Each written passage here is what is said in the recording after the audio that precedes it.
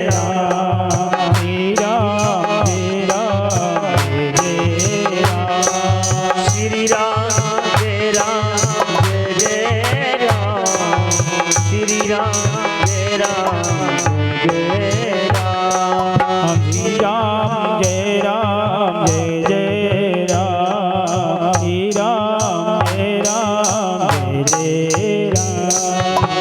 श्री राम जय राम जय राम श्री राम जय राम जय राम श्री राम जय राम जय राम श्री राम जय राम जय राम श्री राम जय राम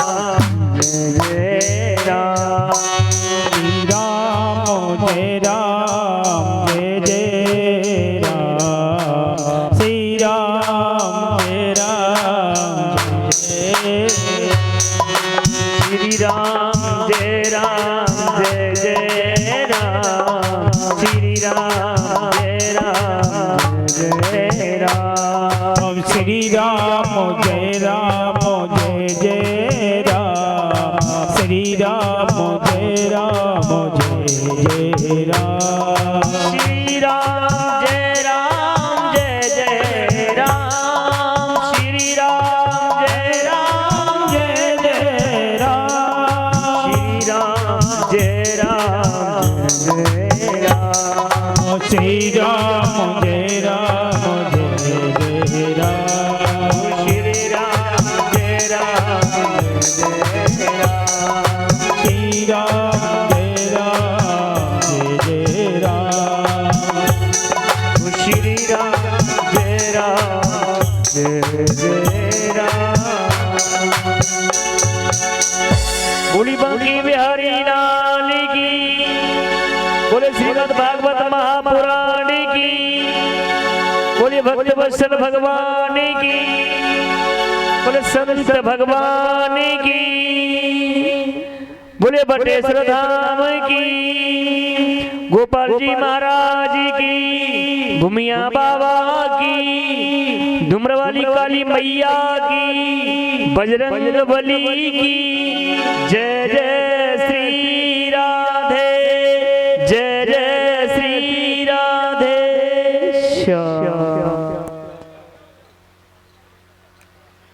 ये सभी जयकारे नोट कर लीजिए। भूमिया बाबा की क्या होती है, जय क्यों नहीं कह रहे, यही तो देखा जाता है। तो आपने कल प्रहलाद की कथा श्रवण की थी और नरसिंह भगवान का आपने दर्शन किया।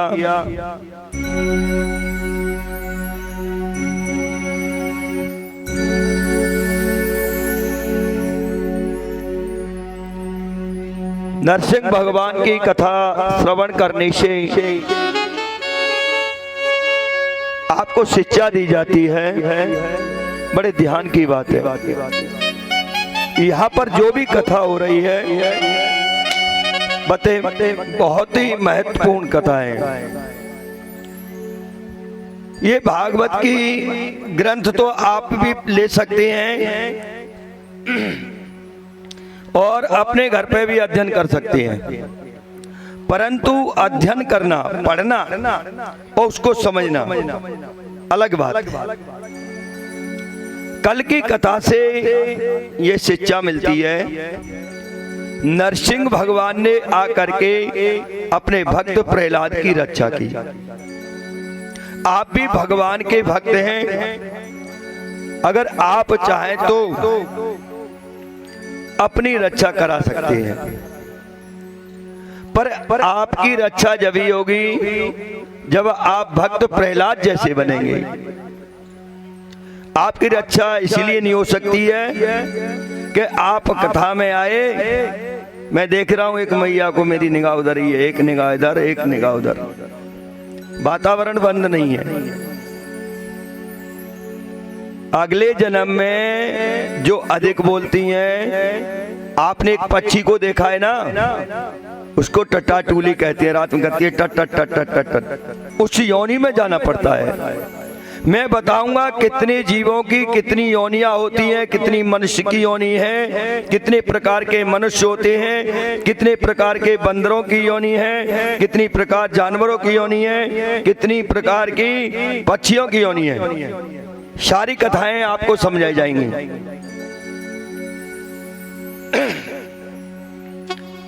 बताया जाता है नरसिंह भगवान ने भक्त की रक्षा की, क्योंकि भक्त ने अपना सब कुछ अपने प्रभु के ऊपर अर्पण कर दिया था। कहा जाता है तुदियम वस्तु गोविंदम तुभ्यम समर्पे। हे गोविंद, हे नारायण, मेरा जीवन मन धन सब कुछ तुम्हारा है। ऐसा ही भक्त प्रहलाद ने किया था। अगर आप ऐसा सोच लेंगे तो आपके घर में जितनी विपत्तियां हैं, परेशानियां हैं, सब पलायन कर जाएंगी। मेरी माता बहनों से अनुरोध है, अपने घर पर रोजाना शाम को अपनी देहली में दीपक जलाएं। दीपक जलाने से आपके घर के अंदर जो भी विपत्तियां हैं, परेशानियां हैं, उनका विनाश होता है। देहली को लीपना चाहिए, देहली पे चौक लगाना चाहिए और देहली पे दीपक जलाना चाहिए। जो माता बहन इस तरीके से इसका प्रयोग करेंगी ध्यान से, तो एक साल में उनके घर की जितनी आपत्तियां हैं, परेशानियां हैं, सब दूर हो जाएंगी। क्योंकि देहली पर नरसिंह भगवान का स्थान है। सूर्य अस्त के समय कभी भी झगड़ा नहीं करना चाहिए, कभी भी खाना भी नहीं चाहिए, कभी सोना भी नहीं चाहिए, कभी पढ़ना नहीं चाहिए, और देहली पे तो बिल्कुल बैठना ही नहीं चाहिए, क्योंकि उस समय पर भगवान नरसिंह आकर के विराजमान होते हैं। वहां देहली पे विराजमान होने के बाद में भगवान नरसिंह ये निगाह मारते हैं इस भक्त के घर में क्या परेशानी है। अक्सर करके हमने माता बहनों को देखा है देहली पे ही बैठती हैं, ऐसा लगता है कि ये नरसिंह भगवान बनेंगी क्या। सबसे पहले कोई भी कार्य होता है, कोई मंगलिक कार्य होता है, तो देहली की पूजा की जाती है। क्यों की जाती है? क्योंकि हमारे कार्य में कोई विघ्न नहीं आए, कोई भी राक्षसी शक्ति हमारे घर में प्रवेश न करे, इसीलिए देहली की पूजा की जाती है। आज से जो माता बहन अपनी देहली को धोएंगी, सुबह चौक निकालेंगी, शाम को उस पर दीपक जलाएंगी और भगवान नरसिंह से प्रार्थना करेंगी, तो उनके घर की सारे संकटों का निवारण हो जाएगा। एक साल आप करके देखिए। हमारा मोबाइल नंबर यहाँ है, लिखा हुआ है बैनर पे।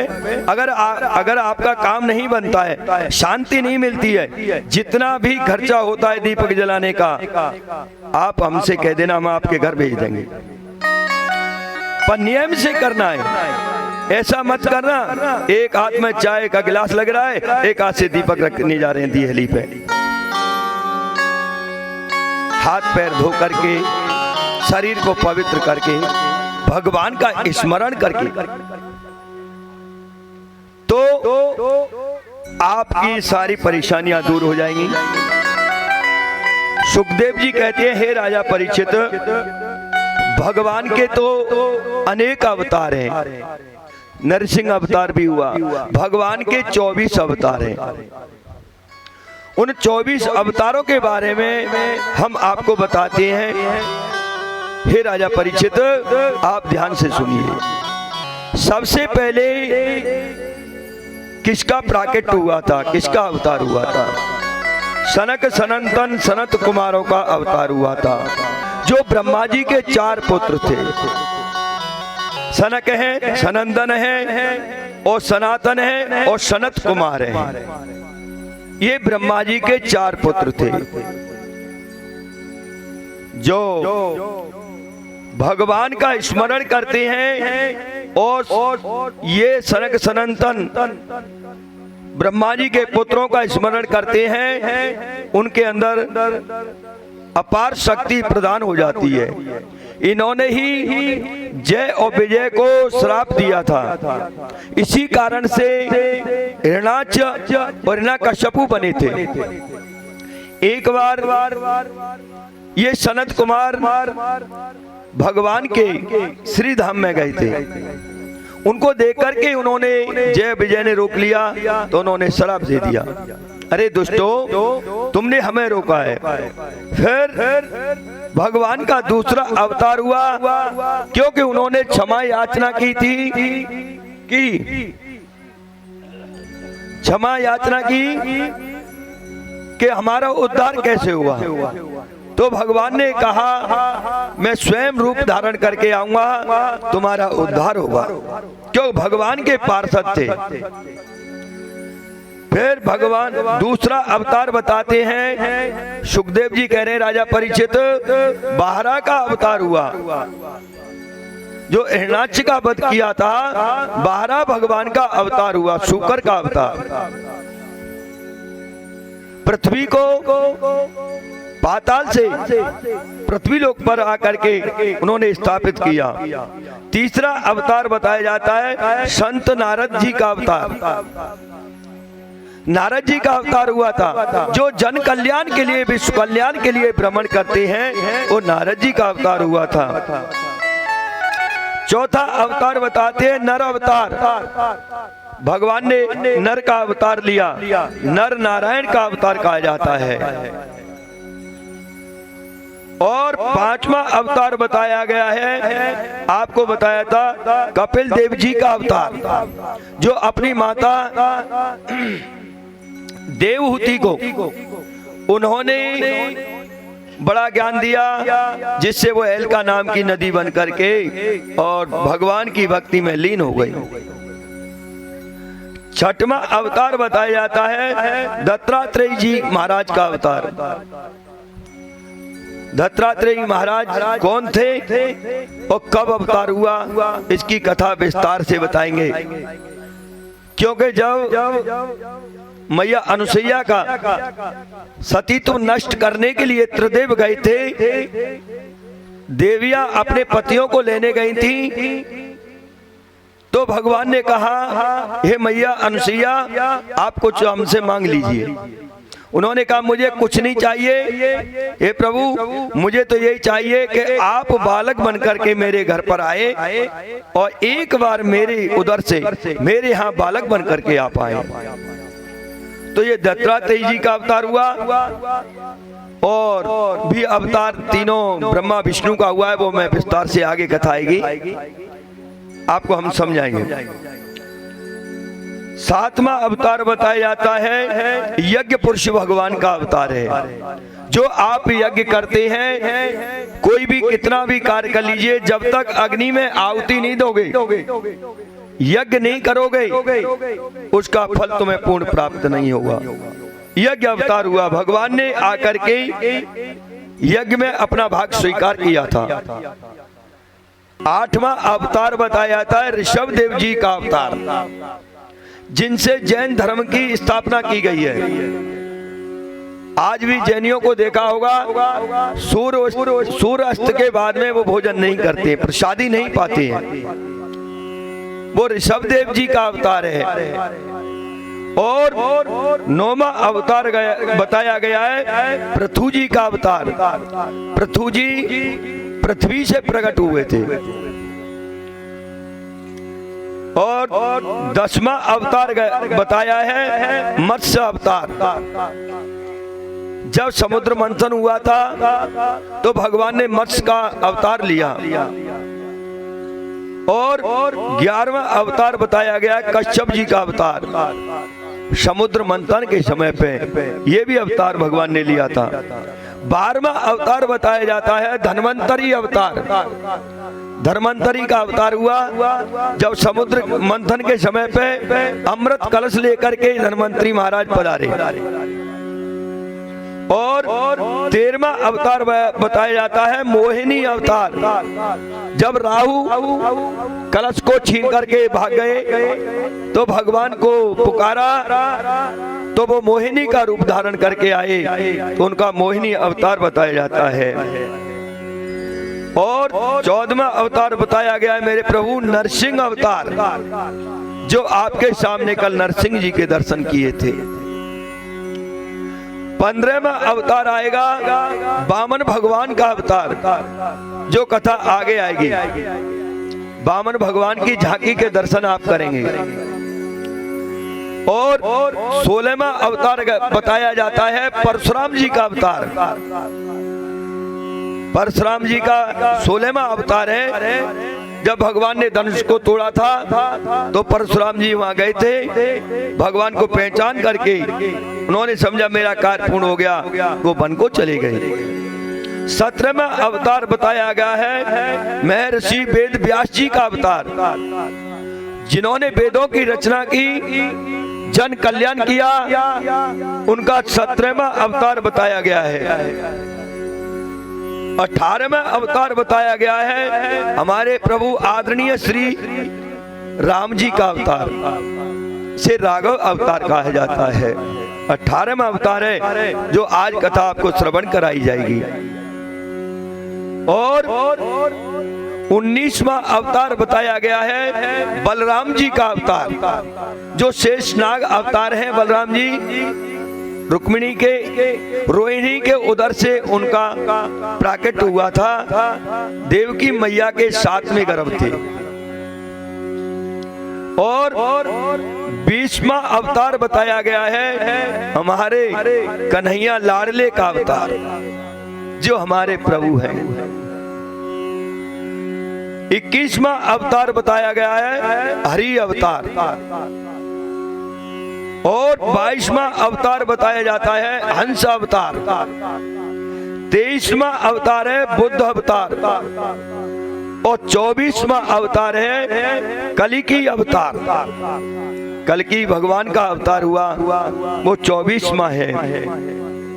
जो भगवान को मानते हैं, भगवान की पूजा करते हैं, तो भगवान कहते हैं भगवान के जितने अवतार हुए हैं उनमें सबसे श्रेष्ठ है राम और कृष्ण का अवतार। जितनी परेशानियां, जितने कष्ट कृष्ण अवतार में हुए थे, राम अवतार में हुए थे, वो इन किसी अवतार में भगवान ने परेशानियां नहीं उठाई। क्योंकि राम अवतार हुआ होने के बाद में विश्वामित्र जी आए और उनको अपने यज्ञ की रक्षा के लिए अपने साथ ले गए। ताड़का का स्वभाव का मारीच का वध करवाया। कृष्ण जी का अवतार होता है, इनकी लीलाओं का बड़ा वर्णन होगा। कहते हैं राम कृष्ण दो एक हैं, अंतर नहीं निवेश, इनके नैन गंभीर हैं, उनके नैन चपल विशेष। राम जी के अंदर तो गंभीरता है और कृष्ण के अंदर चपलता है।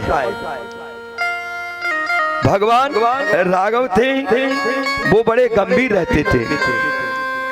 और जब तक राम कथा नहीं होती है, कोई भी कथा है, राम कथा नहीं होगी तो कोई कथा आपकी समझ में नहीं आएगी। क्योंकि राम से मर्यादा का पाठ सिखाया जाता है। कहा जाता है, सुखदेव जी कह रहे हैं, हे राजा परीक्षित, जो राम ने किया है उसको चाहे तो आप कर सकते हैं, और जो कृष्ण ने किया है उसको कोई व्यक्ति नहीं कर सकता है, और करना भी नहीं चाहिए, और करने का प्रयास भी नहीं करना चाहिए। क्योंकि आजकल एक भाई कह रहा, पंडित जी कृष्ण ने किया था उसको हम कर सकते हैं। हमने कहा आप कैसे कर सकते हैं भाई साहब? अरे कृष्ण भगवान ने गाय चराई तो हम भी चरा सकते हैं।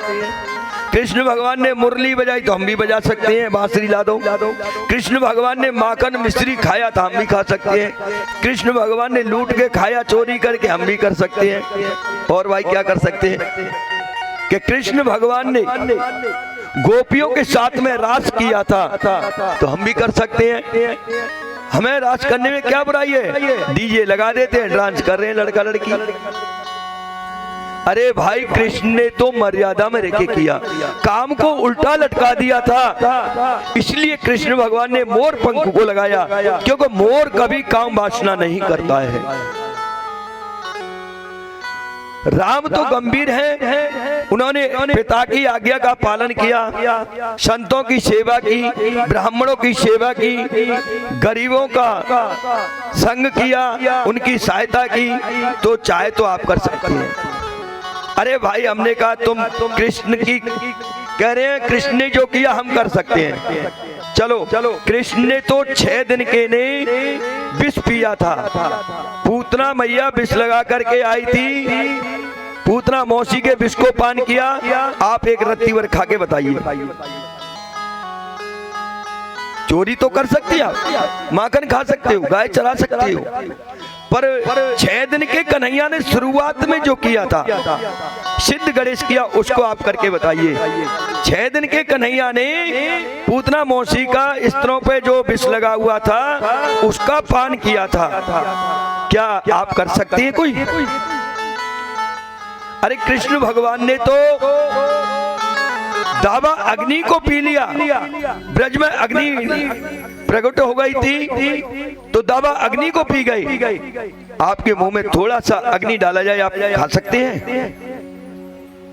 कृष्ण भगवान ने 7 कोष के गिरिराज पर्वत को धारण किया। आपके सिर पे 1 कुंटल वजन रख देंगे, क्या 7 घंटे खड़े हो सकते हैं? भगवान तो 7 दिन खड़े रहे। जो कृष्ण ने किया है वो आप नहीं कर सकते हैं, जो राम ने किया है उसको चाहे तो आप कर सकते हैं। बताया जाता है, उत्तिष्ठम गोविंदम उत्तिष्ठम गरुड़ध्वजा उत्तिष्ठम कमला कांतम त्रिलोकम मंगलम कुरु।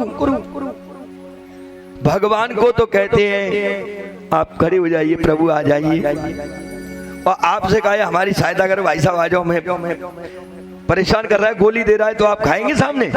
भैया तो इस समय जो भी परेशानी आई ब्रजवासियों पे, हमारे प्रभु कन्हैया ने अपने ऊपर ले ली। तो इसीलिए बताया जाता है सत्यम परम धीमहि। सत्य क्या है आपके लिए? सत्य तो धर्म की रक्षा करो, धीरज को धारण करो, वही तुम्हारा कर्तव्य है। आपको धीरज धारण नहीं है, किसी ने एक शब्द कह दिया आप भी उसके साथ बोलने लग गए। क्योंकि बताया जाता है कपिल देव भगवान ने अपनी मैया देवहूति को बताया था, शिक्षा दी थी, हे मैया गर्भवासम सम दुखम भूतो न भविष्यति। हे मैया, जो गर्भ के अंदर दुख मिलता है न तो कभी पहले हुआ, न कभी होगा, न भविष्य में, न वर्तमान में, क्योंकि गर्भ में बच्चा उल्टा लटका रहता है, परमात्मा का चिंतन करता है। क्या आप 2 घंटे उल्टे लटके के बताइए? शास्त्रों में बहुत कुछ शिक्षा दी जाती है। इसके बाद में आपको नन्हे से द्रौपदी जी की कथा भी श्रवण कराई जाएगी। जे द्रौपदी जी 5 वर्ष के थे, उसी समय वो वन को चले गए। द्रौपदी द्रौपदी की माता सुनीति थी, उनके पिता का नाम उत्तानपाद था, और सुरुचि नाम की जो माता थी वो सौतेली माँ थी। सबसे बड़ी माता का नाम था सुनीति। सुनीति किसको कहा जाता है? जिसकी सुंदर नीति हो, जिसके सुंदर विचार हो, उसको सुनीति कहा जाता है। और सुरुचि किसे कहा जाता है? जो अपना ही सुख चाहे, अपने मद में रहे। तो उत्तानपाद की दो पत्नियां थी, सुरुचि और सुनीति। सुनीति के ध्रुव थे और सुरुचि के उत्तम थे। एक दिन उत्तानपाद अपनी राजगद्दी पे बैठे हुए थे और अपने पुत्र उत्तम को गोदी में बिठा रखा था। इधर ध्रुव जी भ्रमण करते करते महल में पहुंच जाते हैं, क्योंकि दोनों रानियों के लिए अलग अलग महल बना दिया गया था। जब महल में पहुंचे तो उन्होंने देखा कि भैया पिता की गोद में बैठा हुआ है, तो मैं भी पिता की गोद में बैठूंगा। ध्रुव जी दौड़ करके जैसे ही अपने पिता की गोद में बैठने के लिए आगे लालायित हुए, तो जो सुरुचि नाम की माता थी, उन्होंने उनको रोक दिया, हाथ पकड़ लिया। अरे किधर जाता है? इस गोद में बैठने का तेरा ऐसा मन है, तेरी इच्छा है, तो तू मेरी कोख से जन्म ले, तो तू यहाँ राजगद्दी के अपने पिता की गोद में बैठ सकता है। जा तू परमात्मा से प्रार्थना कर, परमात्मा को प्रकट कर, फिर मेरे उदर से जन्म लेना और फिर तू अपने पिता की गोद में बैठना। हाथ पकड़ करके ध्रुव जी को अलग कर दिया। ध्रुव जी तो बड़े सरल स्वभाव के थे, परंतु रोते रोते अपनी मैया सुनीति के पास आए। अरे मैया, ओरी मैया, मुझे मौसी ने धक्का दिया है, मौसी ने पिता की गोद में नहीं बैठने दिया है। तो ध्रुव जी कैसे कह रहे हैं कि रो रो के कहे ध्रुव जी मुझे मौसी ने मारा है। रो रो के कहे ध्रुव जी मुझे मौसी ने मारा है।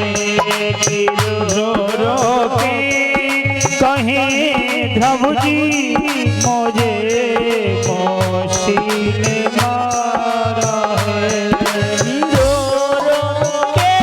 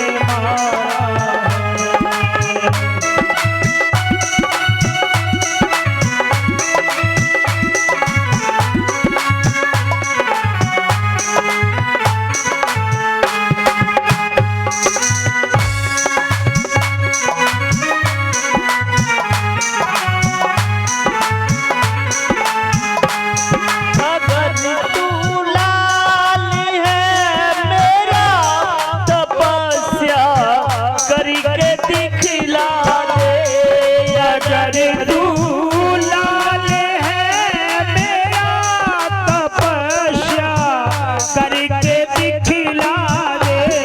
अगर तू लाल है मेरा तपस्या करके दिखला दे। अगर तू लाल है मेरा तपस्या करके दिखला दे। कृपा के साया सागर कृपा के हैं यथा सागर। वो काली कमली वाला है कि रो रो के कहे प्रभु जी मुझे मोती ने मारा। कि रो रो के कहे प्रभु जी मुझे मोती ने मारा है। कि रो रो के कहे प्रभु जी मुझे मोती ने मारा है।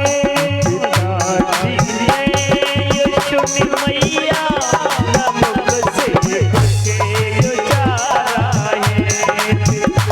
लीले यीशु मैया नमक से कुछ उचारा है।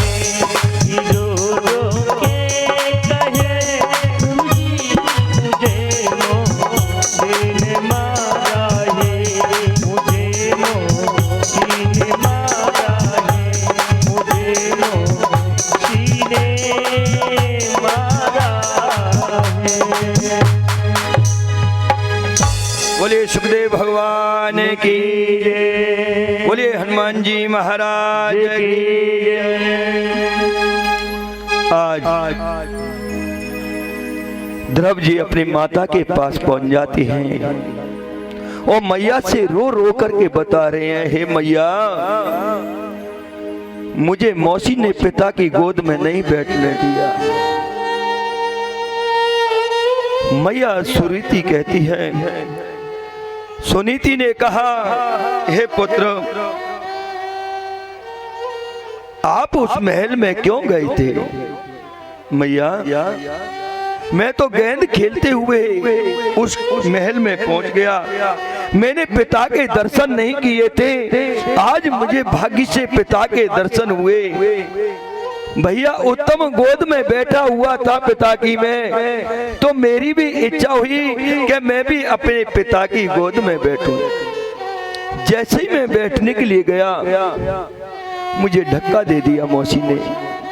कहा जा तू भगवान से प्रार्थना कर और कारी कमली वाले को रिझा और तू प्रार्थना करना, कहना मैं सुरुचि के सुरुचि के उधर से जन्म हो तो मैं भी गोद में बैठूं। सुनीति मैया की आंखों में आंसू आ गए। हे पुत्र भाग्य का लेख है, कोई किसी को कष्ट नहीं देता है, कोई किसी को सुख नहीं देता है। मेरे भाग्य में ऐसा ही था। मेरे पति देव ने दूसरा विवाह किया, मुझे इस दूसरे महल में बिठा दिया। जिस दिन से उन्होंने विवाह किया उन्होंने आपको भी नहीं देखा।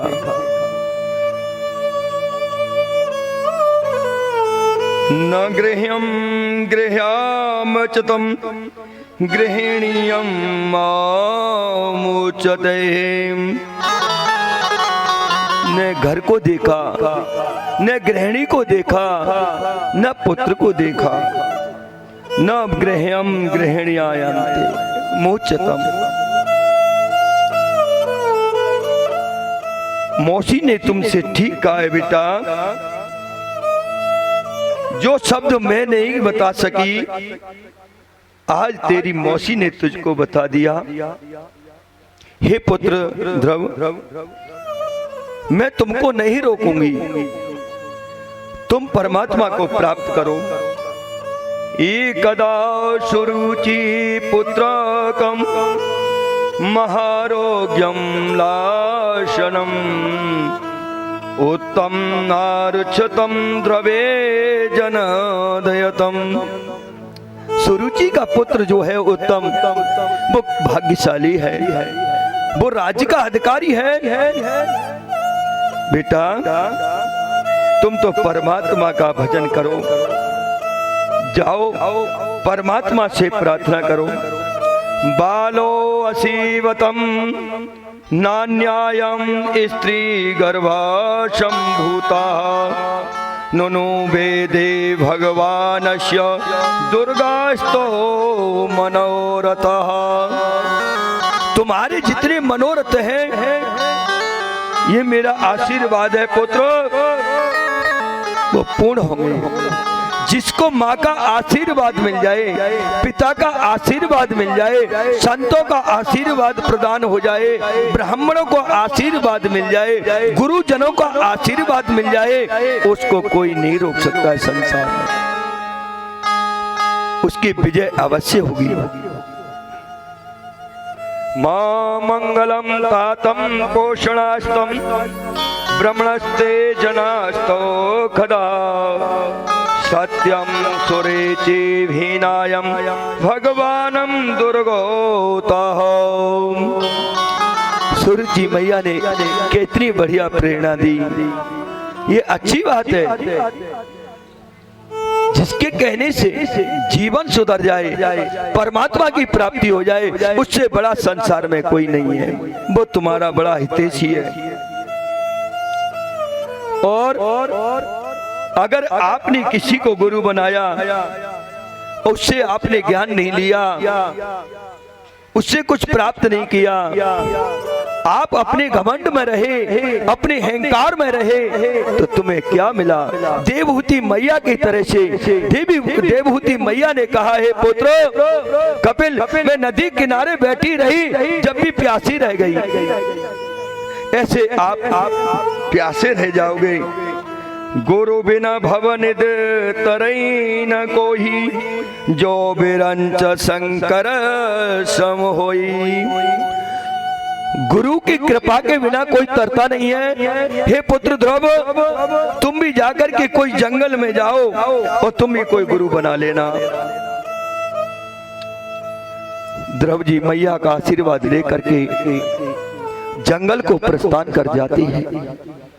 उस समय मैया ऐसे बिलखती रह जाती है जैसे गाय बछड़े के बिना रमाती है। मैया रोती रही।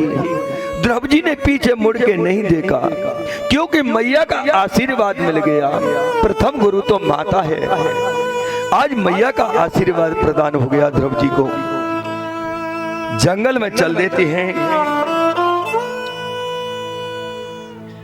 कहा जाता है जब दांत नहीं तब दूध दियो, अब दांत दिए कछु और भी देगो।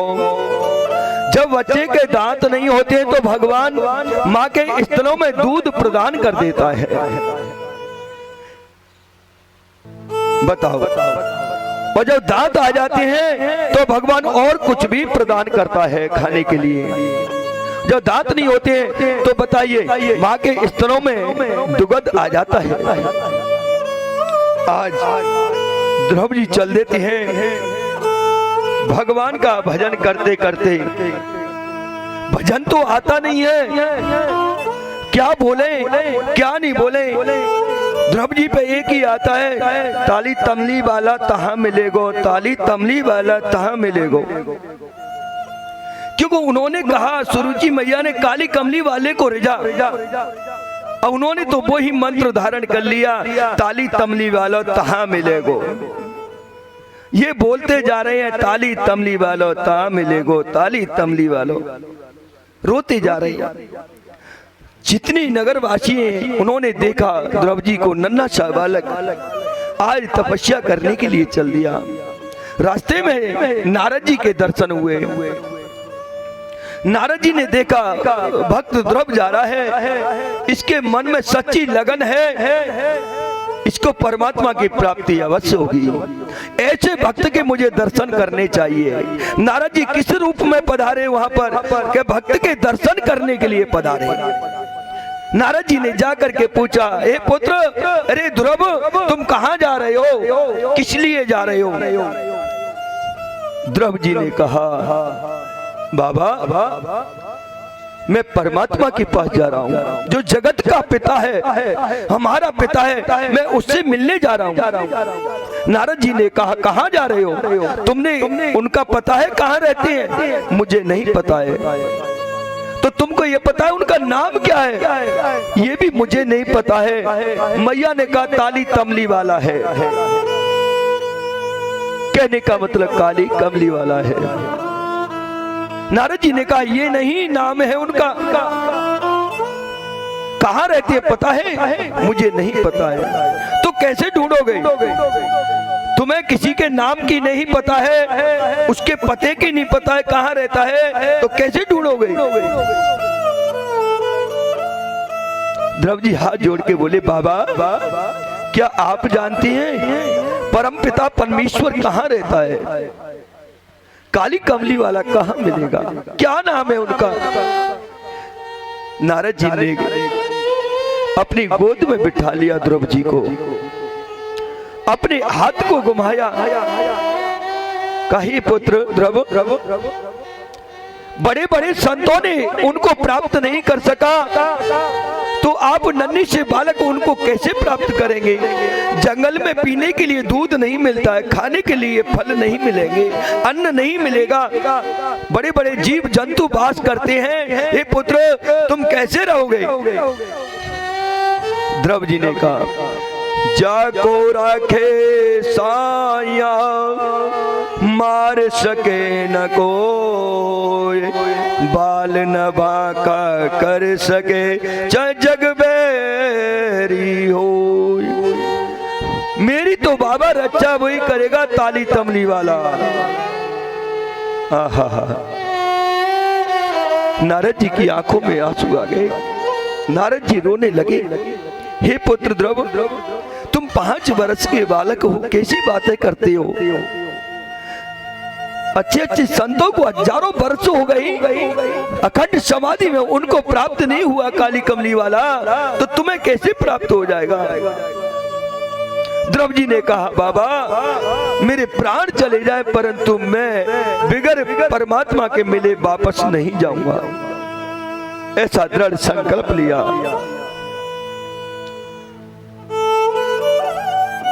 नारद जी ने कहा, पुत्र परमात्मा को पाना है तो पहले तुम्हें कोई गुरु बनाना पड़ेगा, वो तुम्हें बताएगा कौन गुरु होना चाहिए, कैसा गुरु होता है, किसको गुरु कहा जाता है, क्या होता है गुरु, मैं नहीं जानता हूँ। बताओ 5 वर्ष का बालक क्या जानेगा गुरु किसे कहती है? नारद जी ने कहा, पुत्र बिगर गुरु के ज्ञान नहीं होता है, बिगर गुरु के सद्मार्ग नहीं मिलता है। हे पुत्र ध्रुव, बिगर गुरु के तुम्हारा कल्याण नहीं हो सकता है, बिगर गुरु के परमात्मा की प्राप्ति नहीं हो सकती है। तो बाबा तुम ही मेरे गुरु बन जाओ ना। नन्ही से मुख से ध्रुव जी ने कहा, बाबा तुम ही मेरे गुरु बन जाओ।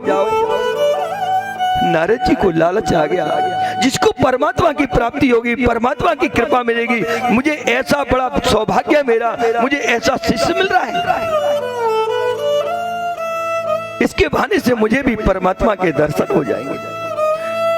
नारद जी ने उनको मंत्र दे दिया, मंत्र दिया, ओम नमो भगवते वासुदेवाय नमः। कहा, हे पुत्र कान में मंत्र दिया, ओम नमो भगवते वासुदेवाय। इस मंत्र का जाप करना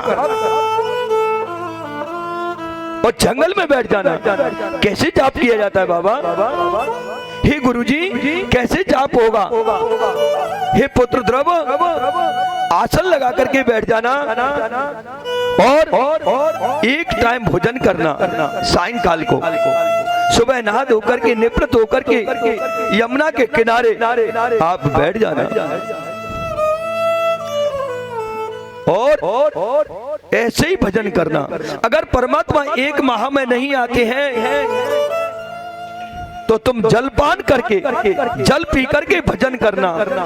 जो मैंने मंत्र दिया है, ओम नमो भगवते वासुदेवाय, इस मंत्र का जाप करना जल पी करके। फिर भी परमात्मा प्रकट नहीं होते हैं, काली कमली वाले नहीं आते हैं, तो तुम जल का भी त्याग कर देना, खड़े हो जाना, एक पैर पे खड़े होकर के वायु का पान करना और परमात्मा का भजन करना। पुत्र फिर भी परमात्मा नहीं मिलते हैं तो एक अंगूठे पे खड़े होकर के दोनों हाथों को ऊपर करके इस तरीके से परमात्मा का भजन करना, इस मंत्र का जाप करना जो गुरु ने मंत्र दिया है, ओम नमो भगवते वासुदेवाय।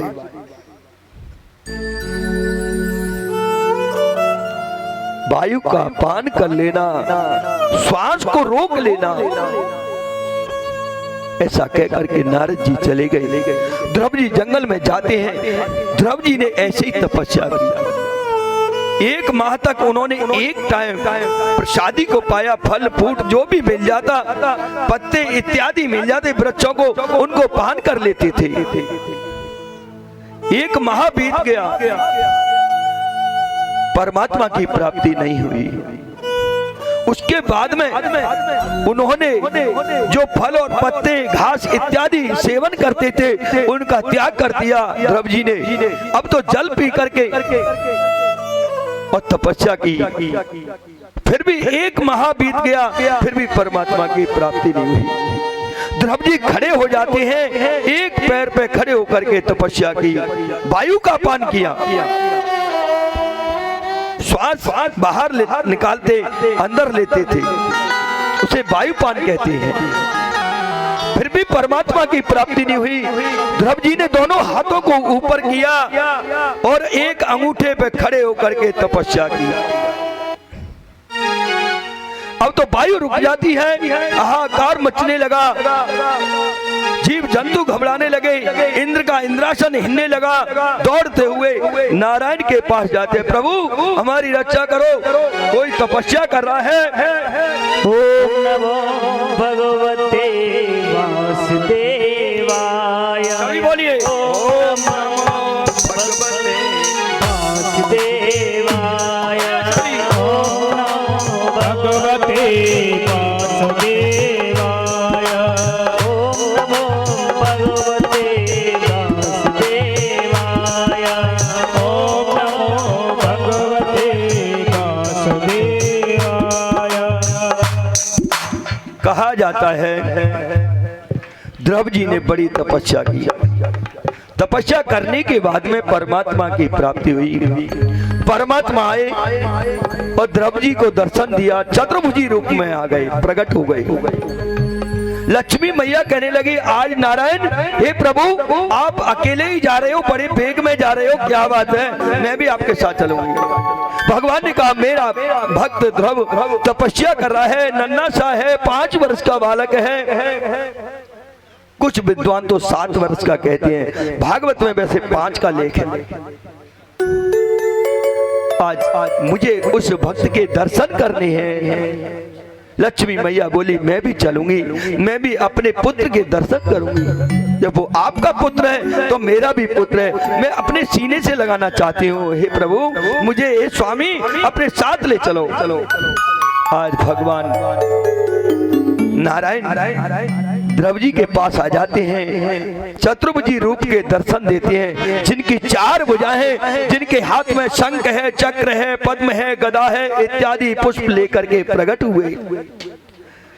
गले में वनमाला पड़ी है, पीतांबर सुशोभित है, चक्र सुदर्शन घूम रहा है। ध्रुव जी के अंदर ये झांकी के दर्शन ध्रुव जी ने किए। अंदर के चक्षुओं से ध्रुव जी बेचैन हो जाते हैं, नेत्रों को खोल के देखते हैं तो प्रभु के सामने नारायण की झांकी के दर्शन करते हैं। सतम चितम विच्छांतमेव हरिस्तम सर्वे जंतुस्तते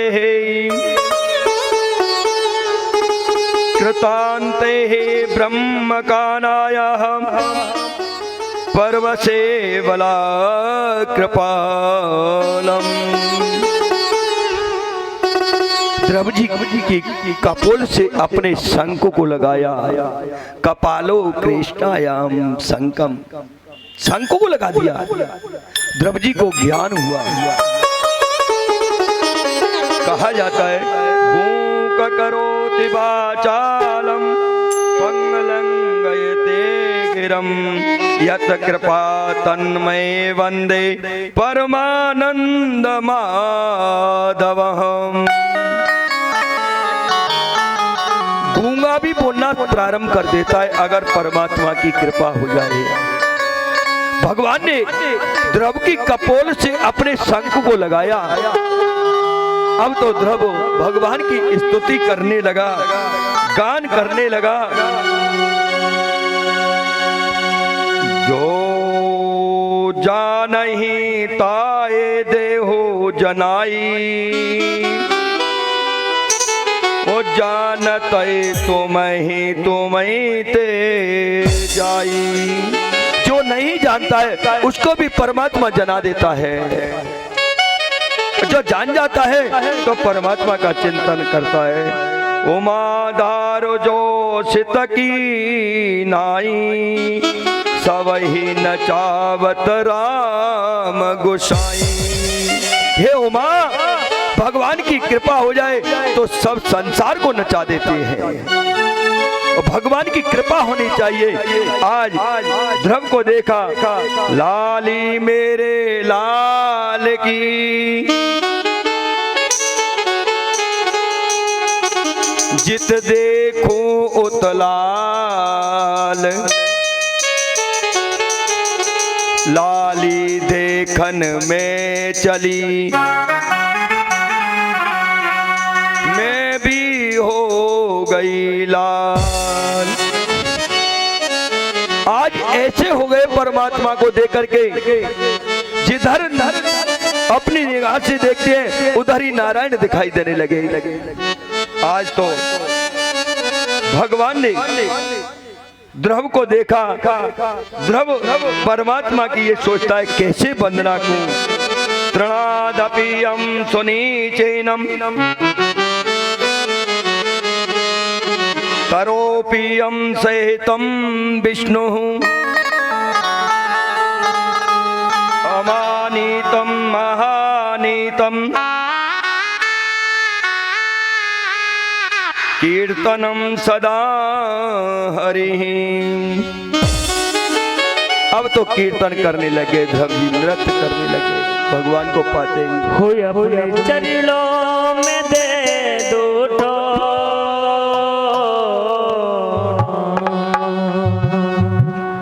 हो अपने चरणों में दे दो ठो, मुझे ना चाहिए कुछ और, बसा लो मुझे चरणों में।